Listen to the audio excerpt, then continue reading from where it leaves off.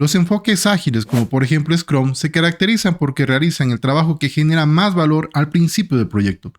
Esta es una de las características que generan mayor beneficio justamente al usar metodologías o enfoques ágiles. Una de las herramientas que se ocupan para priorizar justamente el trabajo que se va a realizar dentro del proyecto y estar claro y definir cuál es el trabajo que genera más valor y hacerlo desde el principio es justamente el backlog del producto. En este video vamos a ver cómo está estructurado el backlog del producto, qué características tiene y finalmente definiremos cuál es su utilidad dentro de un proyecto. Mi nombre es Marco Calle y en este canal me dedico a hablar acerca de temas de gestión de proyectos, en especial los temas relacionados al examen de certificación PMP, CAPM y ACP. Así que si estás estudiando para estas certificaciones, puedes revisar marcocalle.com, en donde podrás encontrar cursos, simuladores y adicionalmente podrás participar en nuestras sesiones de estudio. Ahora revisemos cómo está estructurado el backlog justamente. Si nosotros vemos esta imagen, podemos darnos cuenta de que aparece acá un backlog. Pero ¿cómo se estructura? ¿Cuáles son sus características? En primer lugar, podemos ver que aparecen aquí estos bloques. ¿Qué significan o por qué aparecen estos bloques? Estos bloques básicamente son características, requerimientos o también conocidos como ítems que se van a desarrollar dentro del proyecto. De esta forma, los interesados que aparecen en un proyecto tienen requerimientos. Y estos requerimientos son solicitudes que se quieren realizar, son requerimientos de cosas que se buscan que el producto o el proyecto tenga. De esta manera, cada una de estas características, requerimientos o ítems que se van a desarrollar en el proyecto deben ser clasificadas. Cuando nosotros hablamos de clasificar, vemos que aparecen dos elementos acá. Aparece que en la parte baja tenemos ítems de baja prioridad y en la parte alta aparecen ítems de alta prioridad. Una característica que tiene el backlog es justamente establecer al inicio, en la parte de arriba, cuáles son las características que tienen alta prioridad. Vamos a poner acá que estas características que aparecen en la parte de arriba son de alta prioridad, AP. Y las que están en la parte baja tienen una baja prioridad. Ahora, consideremos y veamos algo. Si nosotros nos fijamos en la parte baja, estos elementos, estos ítems, son bastante grandes, son mucho más grandes que los que aparecen en la parte de arriba. ¿Esto por qué se da?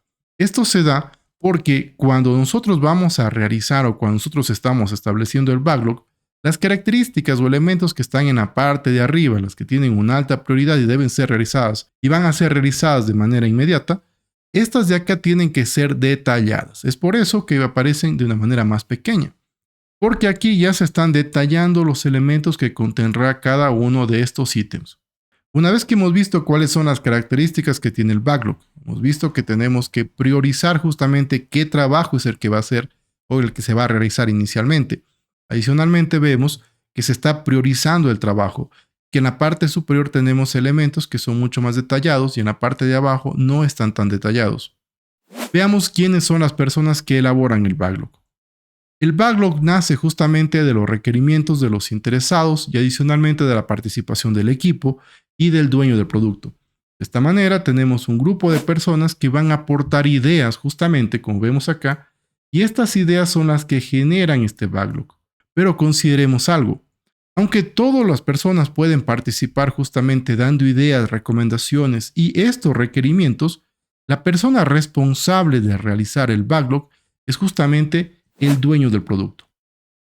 El dueño del producto es la persona que va a priorizar el backlog, es decir, va a tomar cada una de las características, cada una de estas ideas, de estas historias de usuario que pueden aparecer y va a priorizarlas, es decir, va a definir si esas características que son solicitadas por los diferentes interesados del proyecto están alineadas o no con lo que el proyecto busca y de esa manera va a considerarlas y va a priorizarlas y va a decir, bueno, la característica que usted me dice es de bajo interés en este momento o tiene baja prioridad o puede ser una prioridad bastante alta. De esta manera, el dueño del producto es el responsable final del backlog. Esto significa que el dueño del producto es justamente el responsable de priorizar este backlog. Es decir, va a definir cuáles son las características que se van a hacer de manera inicial y son aquellas que van a generar mayor valor y va a considerar cuáles son aquellas características o ítems que tal vez no se han considerado realizar en este momento, sean algo que vaya a hacerse muy en el futuro. Tal vez al final de las iteraciones se les realice. El dueño del producto es justamente el responsable de hacer esto y es el responsable final, dueño del producto. De esta manera, el dueño del producto va a buscar justamente que cada una de estas características generen valor y generen valor de manera temprana, porque se busca que el proyecto genere beneficios lo más pronto posible. Una vez que nosotros conocemos que el dueño del producto es el responsable de priorizar el backlog, vamos a considerar algunos elementos. En primer lugar, consideremos que cada una de estas características o que el backlog en general es un elemento que va a ser actualizado constantemente, es decir, un elemento que va a ser refinado. Cuando nosotros hablamos de refinado, hablamos de que el backlog y sus características van a ir cambiando sus prioridades a lo largo del tiempo. De esta manera, esta característica que en este sprint o en este momento puede ser bastante valioso, es posible que dentro de algún tiempo no lo sea tanto y pueda bajar su prioridad. Por otro lado, es posible que alguna otra característica cubra o tenga más importancia que esa. Y de esta forma, pues el backlog es un elemento que es constantemente actualizado. Y esto es una de las características fundamentales que tiene el backlog, bajo las cuales este refinamiento que vemos acá nos permite justamente que el backlog vaya entregando valor de manera temprana, porque siempre se consideran que las características que están en la parte de arriba serán las que van a hacerse o serán las que van a realizarse en el siguiente sprint y son las que generan mayor valor en ese momento. Ahora consideremos algo y es qué elementos debemos tomar en cuenta justamente para nosotros definir o priorizar alguna característica.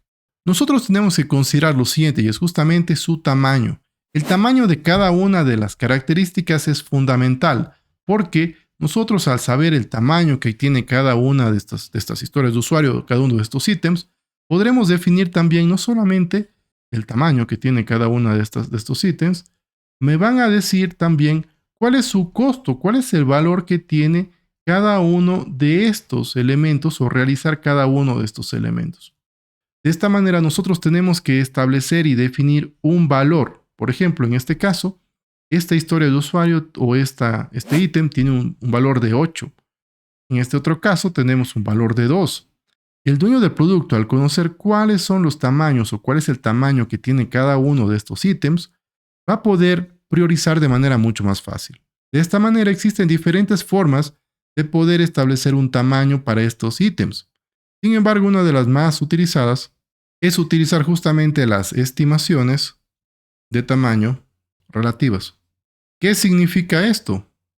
Esto básicamente significa que nosotros vamos a definir el tamaño de una historia de usuario en función de otra. Por ejemplo, si nosotros hemos definido que esta historia de usuario tiene un tamaño de 2, tomando diferentes elementos, cuando nosotros comparemos la historia C con la historia E, vamos a darnos cuenta de que la historia E es mucho más grande, básicamente 4 veces más grande de lo que es la historia C.